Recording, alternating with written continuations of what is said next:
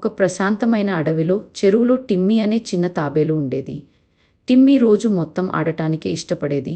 సీతాకోకచిలుక వెంబడి పరిగెత్తుతూ నీటిలో తడుతూ ఆడుకునేది. కాని ఒకరోజు ఓ సీతాకోకచిలుకను వెంబడి పరిగెడుతూ తాను పక్షి గూడుని తన్నింది. టిమ్మీకి అది తెలియకపోయినా అతని మనసులో ఏదో తేడాగా అనిపించింది. ఆ సాయంత్రం అతని షెల్ మెరుస్తూ కనిపించింది. 3 సార్లు తిప్పగానే కాలం తిరిగిపోయింది. అతను గతంలోకి వెళ్ళిపోయాడు. తనను తానే చూశాడు. గూడు వైపు పరుగెత్తుతున్న తాను, లేదు, నువ్వు తప్పుగా పోతున్నావు. తనకు అప్పుడు తానే వినిపించలేకపోయాడు. కానీ ఓ చిన్న కర్రతో మార్గాన్ని ఆపే ప్రయత్నం చేశాడు. మళ్ళీ తిప్పగానే భవిష్యత్తులోకి వెళ్ళాడు. అడవి నిశ్శబ్దంగా ఉంది. గుడ్లు కనిపించవు.